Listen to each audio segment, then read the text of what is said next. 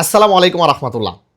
আপনি সৌদি আরবে আসার পর আপনার ইকামা নাম্বারটা আপনি পাননি, আপনার ইকামা কখনো হয়নি, আপনি ইকামা নাম্বারটা চোখেও দেখেননি, জাস্ট বর্ডার নাম্বারের উপরে এই মুহূর্তে আপনি সৌদি আরবে বসবাস করতেছেন।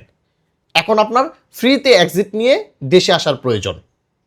যদি আপনি মক্তব আল আমিল সিস্টেমে ফ্রি এক্সিটের জন্য আবেদন করতে চান তাহলে অবশ্যই আপনার ইকামা নাম্বার প্রয়োজন, কিন্তু আপনার তো ইকামা নাম্বার নেই, আপনি বর্ডার নাম্বারের উপরে বর্তমানে সৌদি আরবে আছেন, তাহলে আপনি কি ফ্রি এক্সিটের জন্য আবেদন করতে পারবেন না?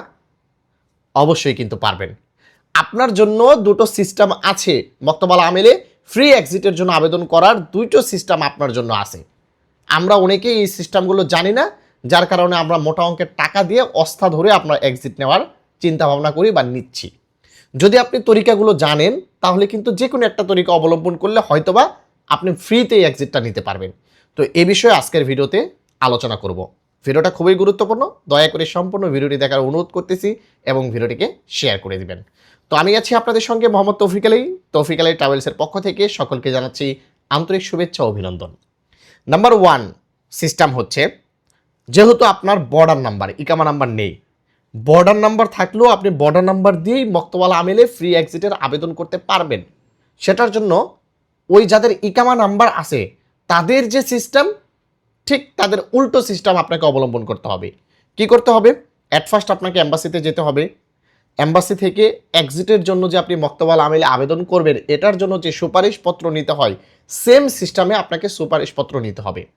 যাদের ইকামা নাম্বার আছে এক্সপায়ার, তারা যে সিস্টেমে সুপারিশপত্র নিবে আপনিও সেই সিস্টেমে এম্বাসি থেকে সুপারিশপত্র নেবেন।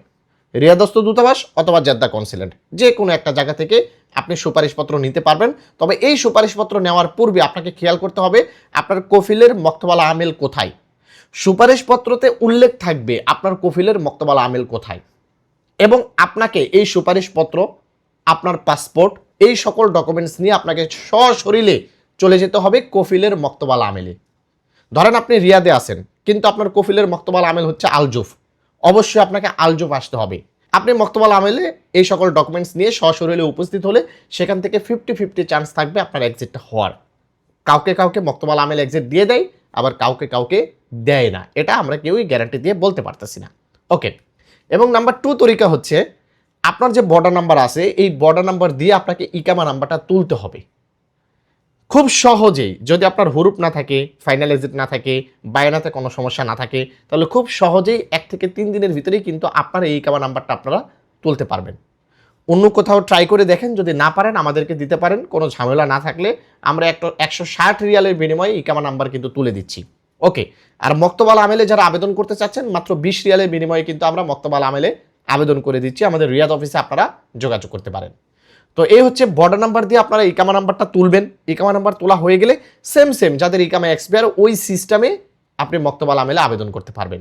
এম্বাসিতে যাবেন, সুপারিশপত্র নেবেন, HRSD প্ল্যাটফর্মে সকল ডকুমেন্টস সাবমিট করে আবেদন করতে হবে। বর্তমানে যারা ইকামা এক্সপায়ারের লোকধারী প্রবাসী ভাইরা যারা যে সিস্টেমে এক্সিট নিচ্ছে ওই সিস্টেমে তখন আপনি এক্সিট নিতে পারবেন যদি আপনি ইকামা নাম্বারটা তোলেন। যদি না তোলেন তাহলে সশরীরে আপনাকে মক্তব আল আমিলে যেতে হচ্ছে, আর যদি ইকামা নাম্বার তোলেন তাহলে আপনাকে আর মক্তব আল আমিলে যেতে হচ্ছে না, আপনি অনলাইনেই আবেদন করতে পারতেছেন। তো এভাবেই কিন্তু যাদের ইকামা হয়নি, জাস্ট বর্ডার নাম্বারে সৌদি আরবে আছেন, তারা কিন্তু ঠিক এইভাবেই ফ্রি এক্সিটের জন্য আবেদন করতে পারবেন। যারা বুঝতেছেন না, পারতেছেন না, তারা চাইলে কিন্তু আমাদের রিয়াদ অফিসে যোগাযোগ করতে পারেন। ইনশাআল্লাহ সার্বিক দিক দিয়ে আপনাদেরকে হেল্প করার চেষ্টা করব। ভালো থাকবেন, ভিডিওটিকে শেয়ার করে দিবেন। ধন্যবাদ সকলকে। আসসালামু আলাইকুম।